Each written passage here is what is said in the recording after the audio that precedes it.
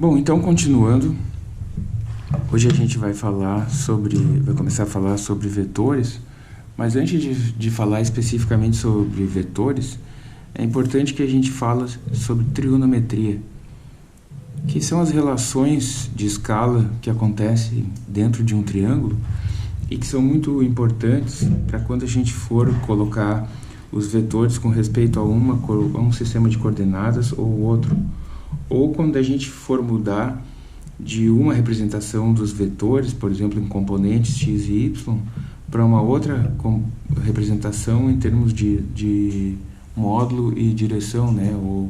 o raio e o ângulo, né? Então, vamos falar primeiro dos ângulos, né? Existem várias maneiras da gente medir os ângulos, né? Então, imagina que eu tenho duas retas, tá? Que elas se encontram em um ponto, e esse encontro delas define um ângulo, né? Que a gente representa dessa forma. Vou chamar de θ, por enquanto. Esse ângulo não depende da escala. Se eu aumentar esse desenho, diminuir esse desenho, cada um desses braços que estão aparecendo aqui mudam de tamanho, mas o ângulo continua o mesmo, né? Então, o ângulo é, digamos assim, uma medida da abertura entre essas duas retas. Como que eu poderia medir esse ângulo? Eu poderia definir algum ângulo de referência, que é como a gente vai ver que são medidos os graus depois, né? Mas eu também poderia medir esse ângulo através de duas medidas lineares, né? ou que podem ser aproximadas por medidas lineares. Vamos pensar assim, imagina que esse ângulo faz parte de uma circunferência, né? Então aqui eu estou representando só uma parte dela, como uma fatia de pizza, uma fatia de bolo, ou alguma coisa do tipo. Esse arco que está desenhado aqui tem um certo tamanho, uma certa distância, né? E o raio que está representado aqui e também aqui, né, tem uma outra distância. Uma maneira muito simples de definir o tamanho do ângulo é a gente dividir o tamanho do arco pelo tamanho do raio. Nota que eu estou dividindo duas distâncias. Se eu meço o arco em metros, meço o raio em metros, esse ângulo aqui não vai ter nenhuma unidade. Ele é simplesmente uma razão entre essa distância e essa. Imagina que eu pego um outro arco dessa mesma circunferência, tá? Então eu tenho o mesmo raio, tá? Mas agora eu estou adotando um outro ângulo menor. Da mesma forma, o meu arco vai ser menor.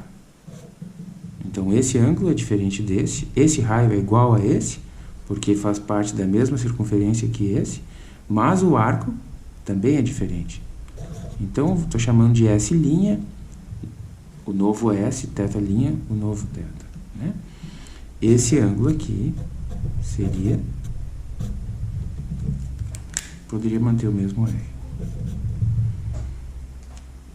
Então, nota que aqui eu teria duas razões entre distâncias que estariam me dizendo quanto que vale esses ângulos dentro de uma certa referência de medida que eu estou usando. Bom, quando que esse ângulo vai ser 1?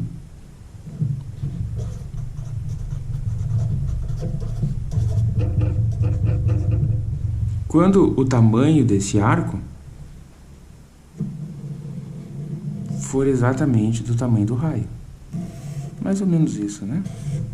Quer dizer, essa distância aqui é mais ou menos igual a essa.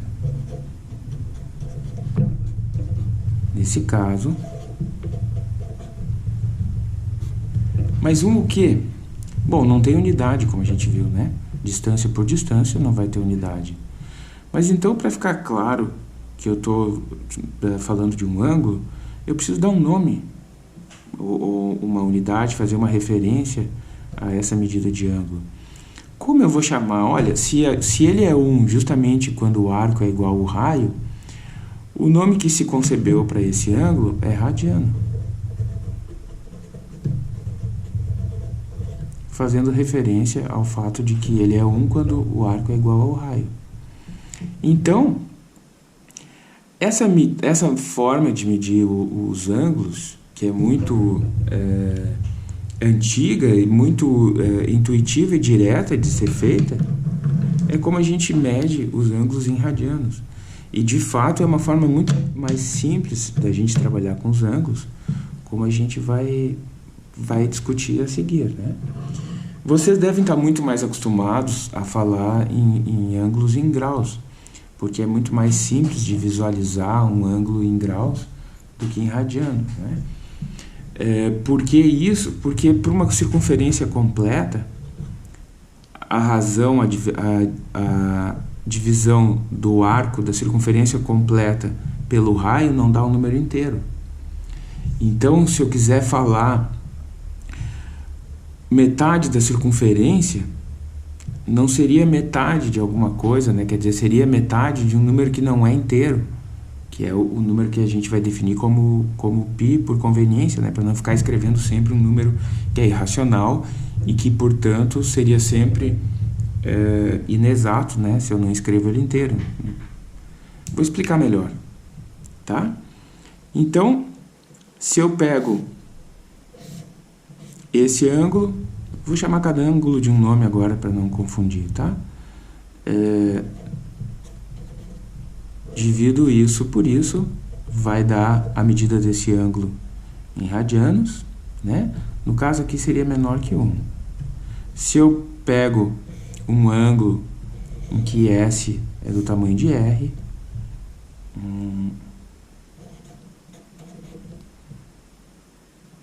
vou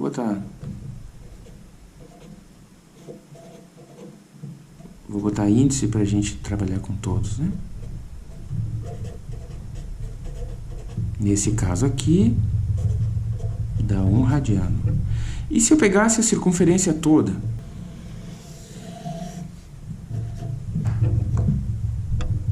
Tá?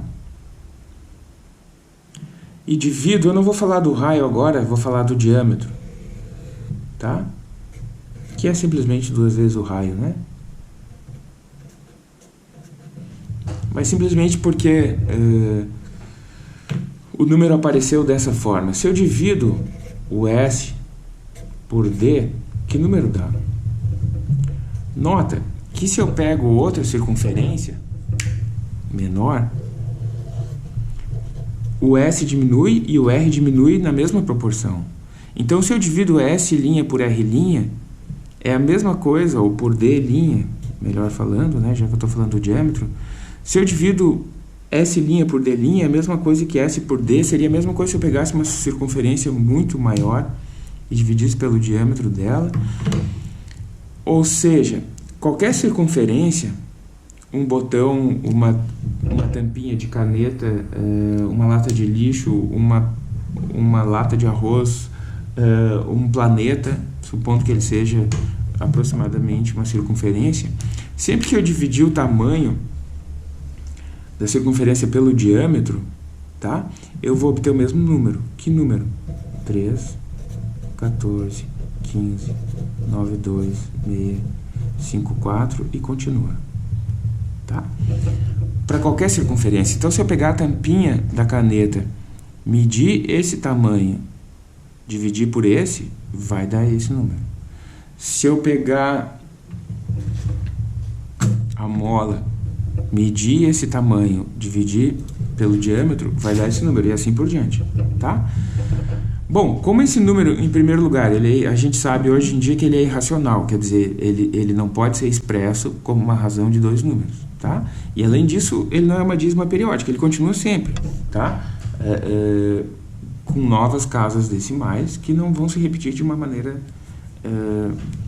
previsível, certo?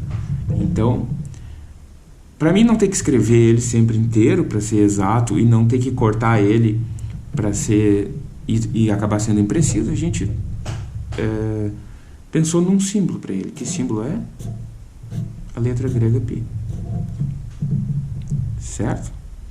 Então o π, ou melhor falando, 3, 14, 15, etc, etc, surge simplesmente como uma relação de escala na circunferência, que é o tamanho da circunferência dividido pelo diâmetro. Nota, como o diâmetro é 2 vezes o raio, isso aqui também seria, e é daqui que a gente sabe que o tamanho da circunferência é 2 vezes π vezes r. Vamos colocar isso de outra maneira. Se eu quisesse dar 1 radiano de pizza para uma pessoa, né, esse arco teria que ser igual ao raio 1 radiano. Se eu quisesse dar 2 radianos de pizza,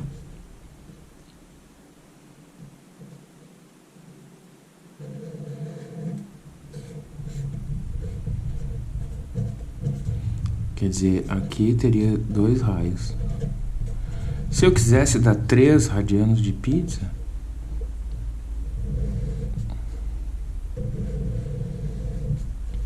esse arco seria 3 raios.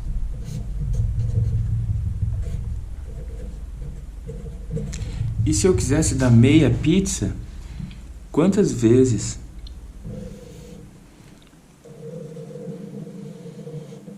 o meu arco teria que ser maior que o raio?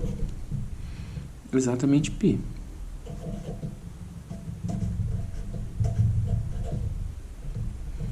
Ou seja, 1, 2, 3 e um pouquinho. Então, da mesma forma,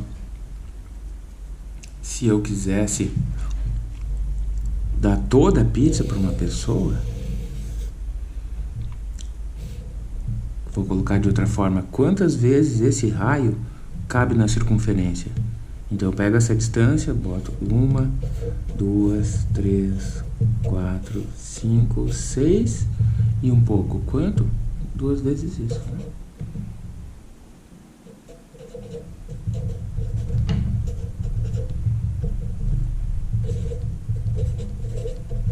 Que por simplicidade a gente chama de 2π. Então, o π surge como uma escala inerente à circunferência, né? Agora, qual é a relação, então, entre o π, os ângulos, e o triângulo, né? Bom, por que eu falei um pouco sobre os ângulos antes de entrar no triângulo, né? Porque a gente entendendo os ângulos dessa forma fica muito mais simples de trabalhar com eles, né? A definição que se obteve depois dos ângulos em termos dos graus, né, vem por causa de um fato que se observava que o Sol levava na época da Mesopotâmia e da Babilônia, se achava que o ano tinha 360 dias. Né? Hoje a gente tem um valor mais exato para isso, mas na época era muito difícil medir, se achava que o ano tinha 360 dias. Se a gente olha para o céu e compara a posição do Sol com relação às estrelas, a gente via que em cada dia do ano ele andava essa fração da circunferência.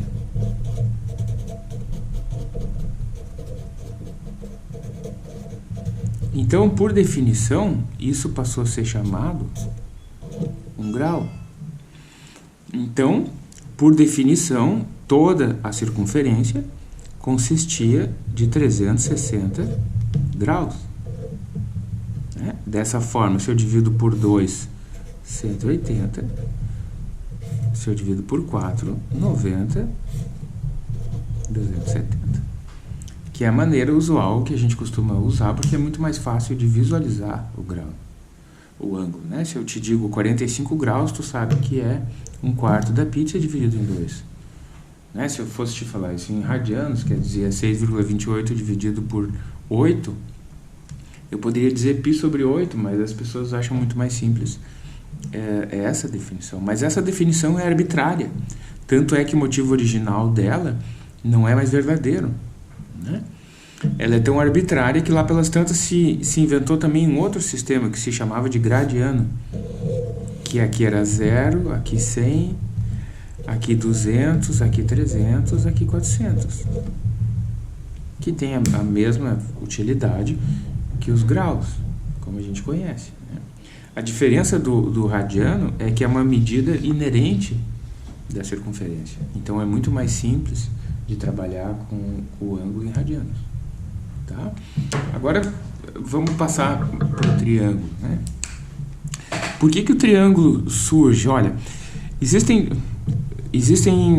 duas coisas bastante importantes no nosso cotidiano, que é a noção de vertical e horizontal, que são definidos basicamente pela gravidade, né?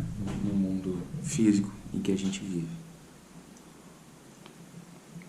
Se a gente tem alguma coisa inclinada, essa porção inclinada, digamos assim, já vou dar um exemplo prático, ela tem uma certa altura e uma certa distância que ela cobre, né? Vou dar um exemplo bem simples. Tem uma telha, tá? Dessas telhas de fibrocimento onduladas, né? Tá? Olhando o telhado lateralmente, existem várias maneiras que eu consigo colocar a mesma telha. Tá aqui a minha telha. Eu coloco ela assim, eu coloco ela assim. A mesma telha, eu coloco ela assim. O que eu estou mudando na telha? O ângulo. Aqui θ1, aqui θ2, aqui θ3. Em cada um desses ângulos, a altura que ela cobre é diferente e a distância a altura que ela perfaz e a distância que ela cobre muda. Olha, se eu aumento o ângulo, a altura que a telha está perfazendo aumenta, a distância no chão que ela cobre diminui. Se eu aumento mais ainda o ângulo, a altura aumenta mais ainda, a distância no chão diminui mais ainda. Como essas coisas se relacionam? H mais D é igual a T? Não, né? A gente sabe que vai existir uma relação entre essas três quantidades nesse triângulo. Esse triângulo que a gente está falando é o triângulo retângulo, porque ele sempre tem um ângulo reto aqui, né? Ou seja, 90 graus, né? Nesse triângulo retângulo, você sabe que vale o teorema de Pitágoras. O que diz o teorema de Pitágoras? Um triângulo retângulo, ele vai ter sempre um lado maior que os outros, que é o que se chama de hipotenusa. Esses dois lados menores são chamados de catetos, né? Isso mais isso dá isso? Não. Isso vezes isso dá isso? Não. Qual é a relação entre essas três quantidades? A relação entre essas três quantidades, eu vou mudar um pouco a nomenclatura, só para não ficar cheio de índices que pode confundir vocês, tá? Eu vou chamar de lado A e lado B. Qual é a relação entre A, B e H? A relação é que se eu faço o quadrado dos lados menores, dos catetos, eu acabo tendo a mesma coisa que se eu fizer o quadrado da hipotenusa, tá? Isso é fundamental, né? Por vários motivos, né? Por exemplo, os egípcios não conheciam o teorema de Pitágoras dessa forma, mas eles sabiam que se eles fizessem um triângulo com um lado 3, com o outro lado 4 e com uma hipotenusa 5, eles tinham um ângulo reto aqui. Por que isso era tão importante? Olha, para eles terem um esquadro, quer dizer, um instrumento usado para medir ângulos retos nas construções, né? Imagina a importância disso na construção das pirâmides. Agora, bom, como essas relações são simplesmente relações de escala, se eu aumentar muito, se eu mudar a escala desse triângulo, as coisas continuam valendo. Se eu tenho um triângulo com lado 8, o outro lado 6 e a hipotenusa 10, eu vou continuar tendo um ângulo reto aqui. Vamos ver se o teorema de Pitágoras se aplica da forma que eu estou dizendo, né? Então, o que o teorema de Pitágoras está me dizendo é que se eu pegar esse cateto ao quadrado, somar com esse ao quadrado, eu deveria ter, então eu vou botar uma interrogação, eu deveria ter esse ao quadrado. É verdade, 4 ao quadrado 16, 3 ao quadrado 9, 5 ao quadrado 25. Então, de fato, 16 mais 9, 25. Quer dizer, realmente. Para que eu vou usar isso? Bom, na maioria das vezes o que vai acontecer é que eu tenho dois catetos, quero saber a hipotenusa, tá? Tenho a hipotenusa e um cateto, quero saber o outro cateto, e assim por diante. E também existem casos em que eu gostaria de saber, voltando aqui para aqueles ângulos que eu falei, né? Imagina que eu tenho a hipotenusa, que era a minha telha, né? Imagina que eu tenho a hipotenusa, vou chamar minha telha de hipotenusa agora, e eu quero saber, olha, se eu colocar, então eu desenho aqui com relação à telha, a minha horizontal e a minha vertical. Se eu colocar a minha telha com certo ângulo, vou chamar de alfa, qual vai ser a altura que essa telha vai cobrir? Tá? E qual vai ser a distância no chão que essa telha vai proteger? Né? É claro, é óbvio, né, que eu estou dando esse exemplo da telha, mas isso se aplica a qualquer distância ou qualquer dispositivo que tenha uma inclinação com relação aos outros dois, né? Estou usando o exemplo da telha porque é muito simples da gente entender. Um pouco de nomenclatura antes, olha só. Eu estou medindo esse ângulo aqui, mas eu também poderia medir ele aqui, tá? Isso vai fazer diferença, mas as coisas são equivalentes. Mas olha só, aqui eu sei que é um ângulo reto, né? Na medida que eu mexo esse ângulo, aquele lá também mexe. Se eu aumento esse, aquele diminui na mesma proporção. Qual é a soma dos três? 180. Né? Sempre a soma dos ângulos no triângulo, 180. Esse aqui, então esse mais aquele, tem que dar 90. Então, eu sabendo esse, eu sei aquele. Bom, se eu decidir medir o ângulo aqui, que nome eu poderia dar para esse cateto? Para mim não ficar sempre chamando A, B, mas quem é o A, quem é o B, quem é o C? Vamos dar um nome que faça sentido para esse ângulo. Bom, esse cateto não está sendo usado para construir o ângulo. Então, ele se chama cateto oposto. Ele está oposto ao ângulo. Tá? De forma análoga, esse cateto aqui está sendo usado para medir o ângulo. Então, ele está adjacente, grudado no ângulo. E ele se chama por causa disso. Cateto adjacente. Tá? Se eu quiser ser mais explícito ainda, a gente costuma chamar isso de cateto oposto, cateto adjacente. Então, esse aqui eu poderia dizer cateto oposto a alfa, cateto adjacente a alfa. Porque daí fica bem claro o que eu estou falando. Né? Então, uma vez que eu desenho um triângulo, tá?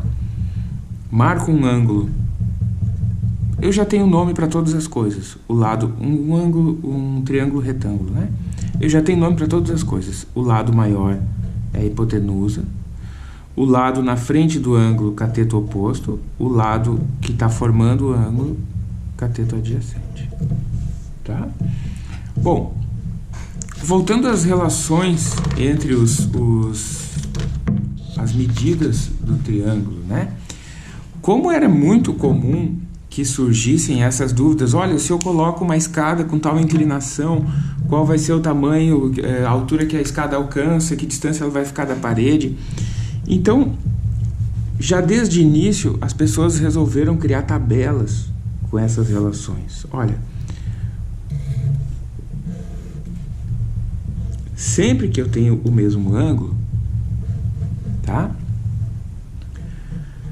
Para esse mesmo ângulo, quanto que valeria, qual seria a relação entre cateto oposto e hipotenusa? Vou colocar de outra forma.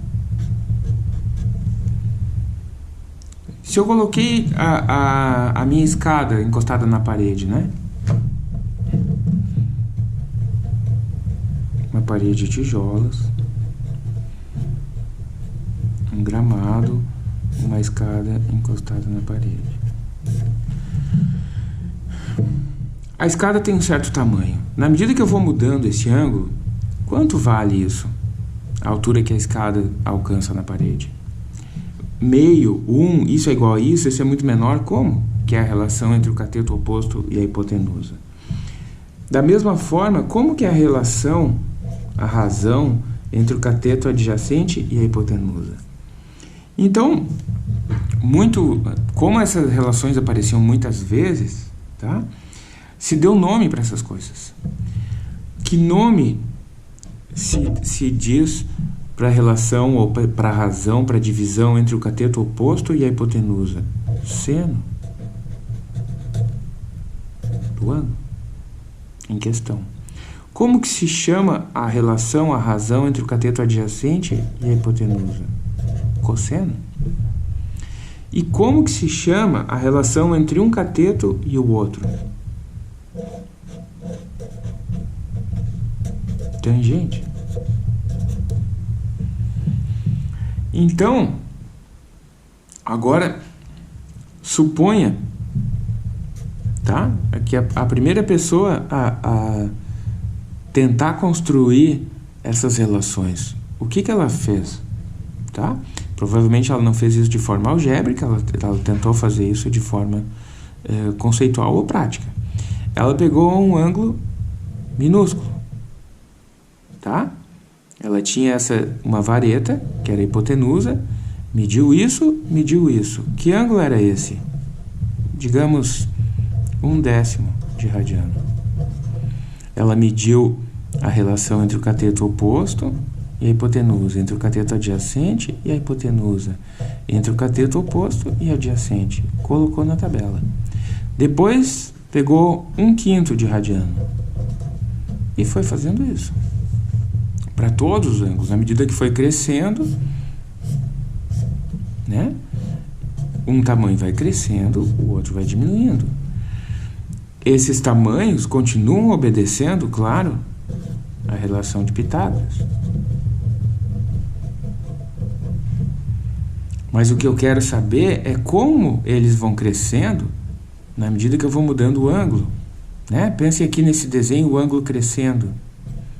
Na medida que o ângulo vai crescendo, vamos pensar aqui com a caneta.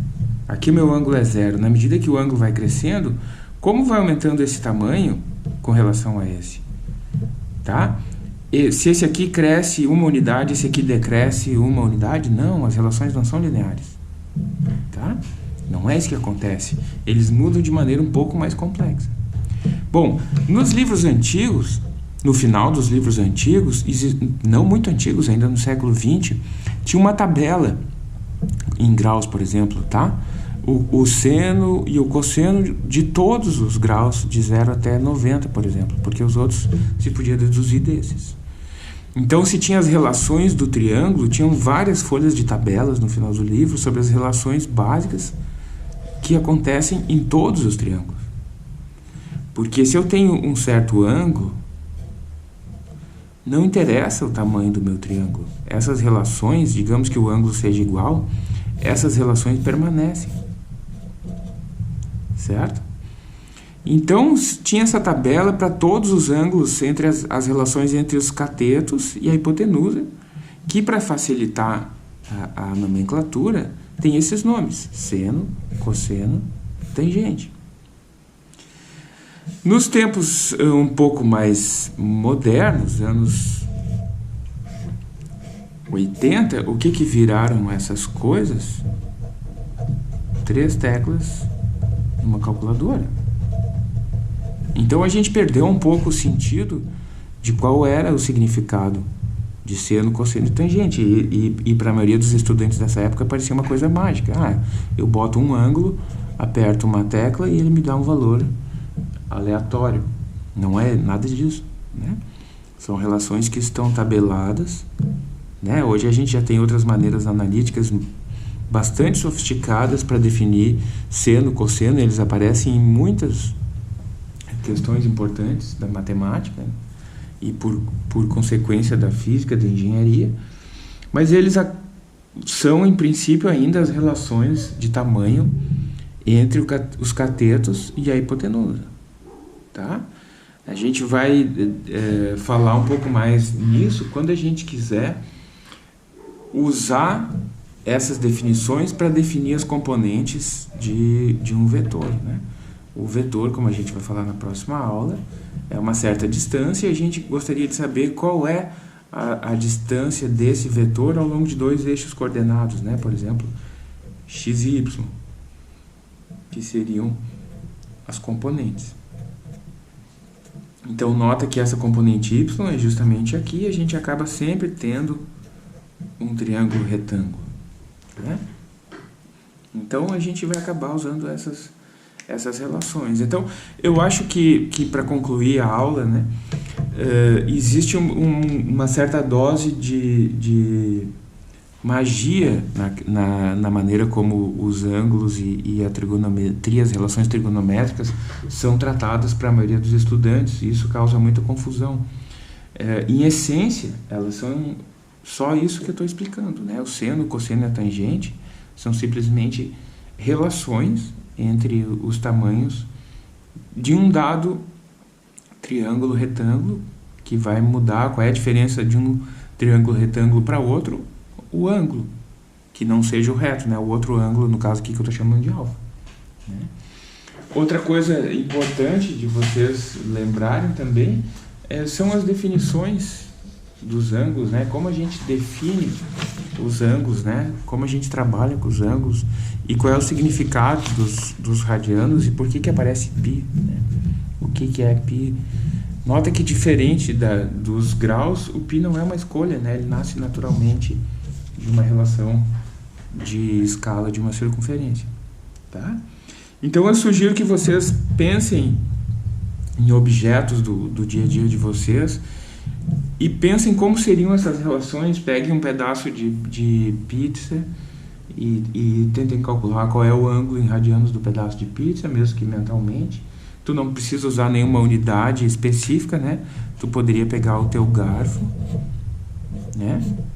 E ver quantos garfos cabem aqui, e botando o garfo, cabem 3 garfos. Quantos garfos cabem aqui? Cabe 5 garfos, então o meu ângulo é 3/5 de radiano. É muito simples, quer dizer, a unidade que tu está usando é a largura do garfo, por exemplo. Porque isso faz com que a geometria se torne uma coisa cotidiana, né? E não um formulário aborrecido que a gente tem que decorar para seguir adiante, tá? Bom, a gente continua na próxima.